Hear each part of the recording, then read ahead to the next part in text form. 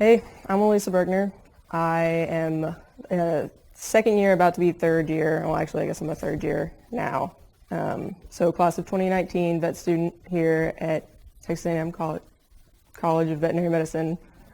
I actually became interested in veterinary medicine after I graduated from undergrad. So I did my undergrad here at Texas A&M and got 2 Bachelor's of Sciences degrees, one in wildlife and fisheries and one in zoology. And I knew that I always wanted to work with animals, but I wasn't really sure that veterinary medicine was for me.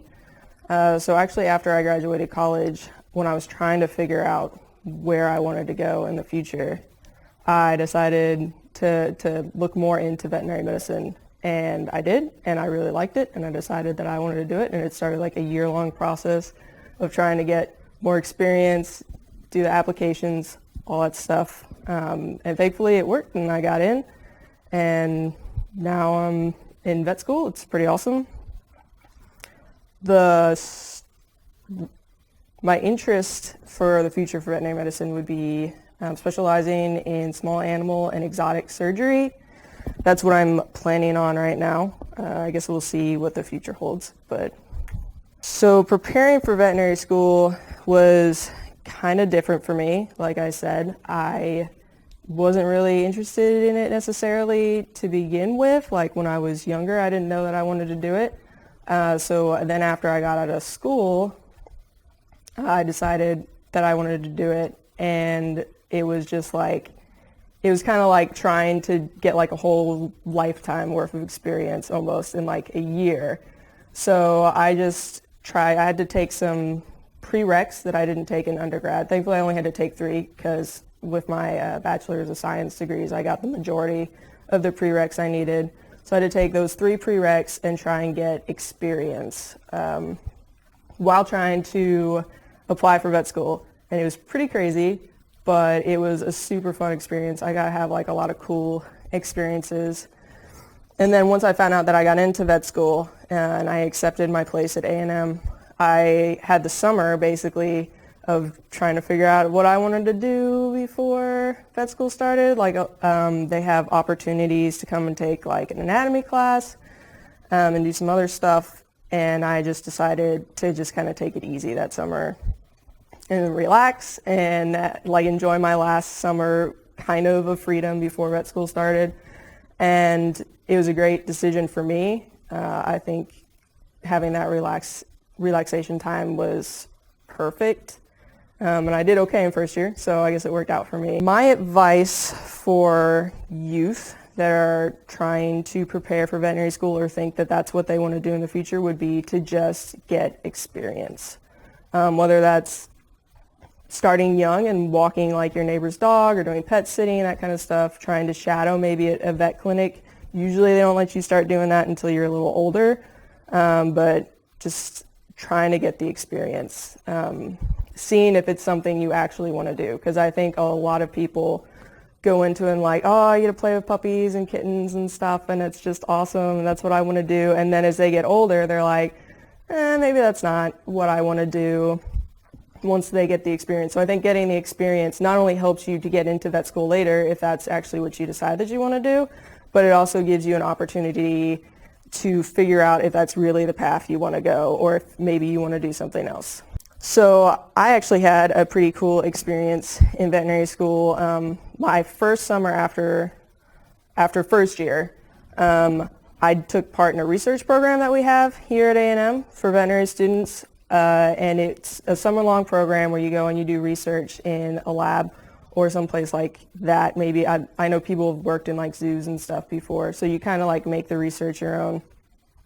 I did that. You get to go on like 3 awesome field trips. One of the field trips I got to go on was to like the Texas Heart Institute, and we got to see like open heart surgery, and it was the coolest thing in the world. And it kind of like gives you like a look into other things that you can do with your veterinary degree, because you don't necessarily just have to go into a clinic or specialize in something. You can totally go out, get a PhD, or even not, and do research. So I think that was a really cool opportunity. So my strategies for studying and time management The most important strategy I have is to make sure that I write down the dates and times for any like exams, assignments, quizzes that we have, because I'm always worried that I'm just gonna like forget about one and be like, oh no, we have a quiz today. And I've actually known people who have forgotten about quizzes on days that we had them, and we're like, oh no. So that's my first step, is to make sure that I have all of that written down, have the timing right for it, and then I just try and prioritize my studying, because veterinary school is a lot of information that comes at you like really fast. And so I think the most important thing for time management and studying is to make sure that you figure out where your priorities lie. Like maybe you're like killing one class because you just understand it, like maybe physiology is your thing and you just have no problems with it, and then you can spend a little less time on that class and you can spend more time in anatomy where maybe you don't understand it quite as well. So prioritizing, very important. Study for the test that you have coming up over like a test that's in 3 weeks. For me, anyway, that works. And then for studying, I've kind of done like both types of studying. I could study in a group, depending on the class. And then I also like to study at home. And I will like to make charts and stuff. So like for pharmacology, parasitology, those kinds of courses, I like to make charts of all the different drugs that we learn, all the different parasites, just so I have all the information in one spot so I can go back and look at them easily later on.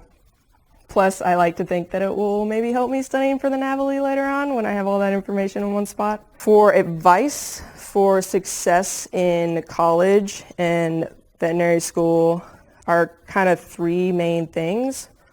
One, I would say it's important to work really hard and always try your best, but also remember to have fun while you're doing it. Like nothing in life is worth giving yourself anxiety attacks or having a breakdown or something like that. So definitely try your hardest, but understand that even if you don't do all that great, it's not the end of the world. You just keep going and moving on. Never give up. Just try your best, keep chugging along. You'll make it one day. It'll be good. 2, a good support group is really important, whether that's like your family or friends or other, professors, counselors, whatever. Having that support group is super important to get you through your hard times. They're there when in your good times, just to have a laugh. And I know for me, having a good support group is just amazing. It's what helped me get through my undergrad, and then is what helping me get through vet school. And 3, never be afraid to ask for help. I know like a lot of people in undergrad and stuff didn't want to go up and like talk to a professor because they were scared. They didn't really want to like impose, or they thought the professor might think they looked stupid. But I mean, I would go up and ask professors whenever I needed help, and I think for the most part, professors really appreciate when you do that. Like they understand that that's they understand that you're trying. They understand that you're not always going to know everything, and so it's important to get up there, get to know them, and then honestly, when it comes time for recommendation letters later on down the road, like those professors who you knew, who you met, who you worked with, like they'll write you the best recommendation letters because they know that you actually want to learn and you want to try. So yeah, always get help, whether that be from a professor, whether it be from a counselor, whether it be from a clinician if you're in vet school. Never be afraid to get help when you need it.